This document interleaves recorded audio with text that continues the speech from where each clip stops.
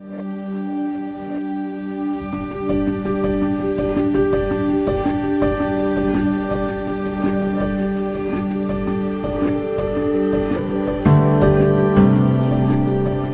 to Humanity at its Best. This is a special series during the pandemic to truly capture wonderful stories of people in everyday life just doing wonderful things. We are thrilled to partner with Points of Light, the world's largest not-for-profit that truly helps to accelerate change in our society. And with us today is Natalye Paquin, their CEO. Natalye, can you just share with us a bit about Points of Light and why participating in this podcast is important for you? Thanks again, Carol, for inviting us to join you. I think that the work that you're doing is so important, and we appreciate being able to partner with you. I'd like to start by sharing with your audience a part of our beliefs. At Points of Light, we believe the most powerful force in the world is really the individual. And we also believe that every action, no matter how small, is important and it makes a difference. And so our organization, the way that we work is we're actually committed to empowering, connecting, and engaging individuals and organizations to be a force for social good. We have a network that is global in nature. We're in 37 countries, 200 cities. Each year, we, through our partners in our global network, mobilize over 5 million people to do good in their community. That's fantastic. And I know that this is your 30th year. Ever since President Bush declared that we can all be points of light. So it's a very special year for all of us around the world. I know that one of the things that you have instituted is virtual volunteering because we must keep our social distancing. Can you talk a little bit about that and how our listeners can gain more information? First, I'll say that the basic needs of communities still exist, and we know that people want to help. Our priority, as is the priority of everyone who's engaged at this time, is for the health and safety of our staff members, of our partners, of volunteers, of community members. And so we are closely monitoring the COVID pandemic in the World Health Organization as well as the CDC and what their guidelines are in terms of how to engage. For us, we actually have a website, pointsoflight.org, where we match opportunities for people to volunteer virtually, whether it is on a COVID issue or on some other community issue. And these are projects that people can do at home or wherever they are. We know that Points of Light is even more than volunteering, albeit volunteering is so important. Can you talk a little bit about how you view this century as the civic century, and what are the civic actions that people can take in addition to volunteering? You know, we have as a sector counted on individuals to volunteer and do good. And we still believe that that is very important because when a person is in front of you, they're bringing their full selves to support your mission or help you solve your problem. But we also look at the individual and we're asking ourselves and asking the sector to, ask a different question, which is how do you make it easy for a person to lead and lend support to a cause they care about? And in this civic century, we know that people are able to use their buying power to support a cause. They're able to and support candidates and lean in on policy issues to move a social cause forward. They can use their voice. And, we use our voice through social media, but we also can use our voice just by having a dinner conversation with our friends and family, by sending an email, forwarding information to people. And so you use your voice to support causes. We also know that people are choosing to work in different places. It's important for their employer to have a point of view. So those are a couple of ways. And then there's also social entrepreneurism where nonprofits are, individuals are beginning small companies to solve problems. And then, of course, there's always the ability to be a service fellow with AmeriCorps or work, volunteer a year of your life or give a year of your life in service. So there's so many ways that people can give back, and certainly my prediction after we get back to our somewhat normal lives is that people will be more collegial, empathetic. They will work to help each other, I believe, because I think that this is going to strip away a lot of our veneer and a lot of our need for lots of stuff and realize that it's human interactions that are the most important. So, towards human interactions, you have always believed in the power of storytelling. Why is storytelling so important now? Well, storytelling is important because, one, during this time, I think people are just looking for good stories. And during this time, we see the best in humanity. But they're important because they inspire us, they lift our spirits. They communicate and share with us what others are doing, and they let us see that sometimes it's not so difficult to actually get something done or to work with others.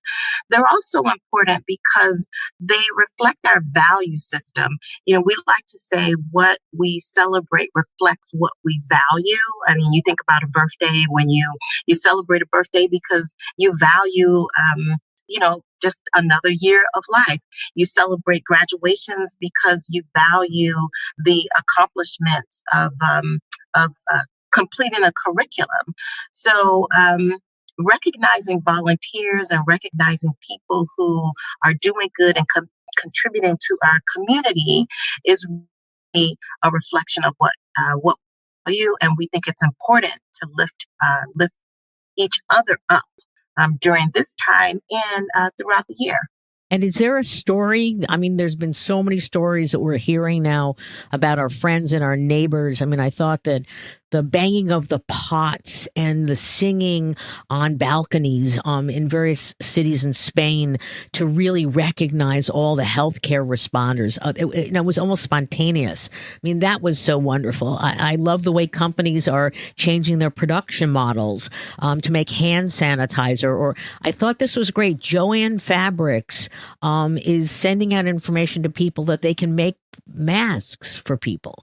So is there a story, one or two, that's really stuck out for you? There's so many. The one story I would share is my husband and I were looking at the news last night, and just right around the corner, because when we moved to Atlanta, we were in this one apartment building, and we stayed in the same neighborhood, and we saw on the news in Midtown Atlanta all of the folks in our past building that are coming out of similar, maybe they were inspired by the Italian singers, but they come out at 8 p.m.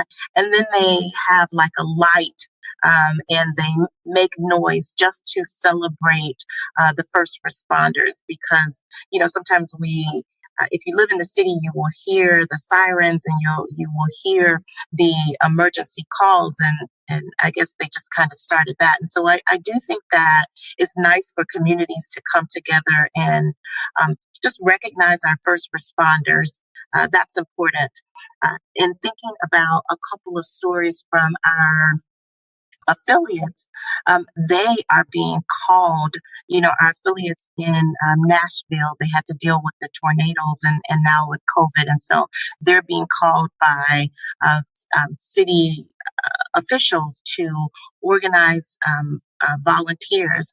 Our affiliate here in Atlanta, Hands On Atlanta, they're working with Feeding America and others to organize volunteers. I just got an email this morning.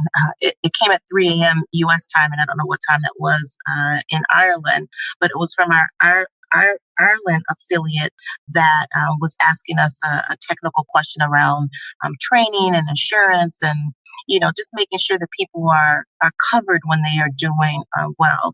I would say doing good in their community.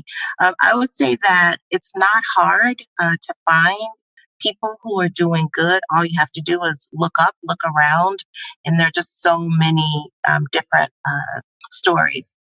At Points of Light, we do have this award. It's called, or recognition, it's called our Daily Point of Light Award. And so for 30 years, we have been recognizing ordinary citizens engaged in extraordinary work. Again, at our website, pointsoflight.org, you can go and read about, individuals every day that are doing good in their community. And so I think we're in the 6,000s of individuals that we are recognizing. Oh, that's fantastic. And I know that those are incredibly inspiring individuals. So what is your message for citizens who are seeking ways to give back in these really hard times? My first message is just one of gratitude and to say thank you. Thank you for being yourself. Thank you for sharing your light with others and with the world.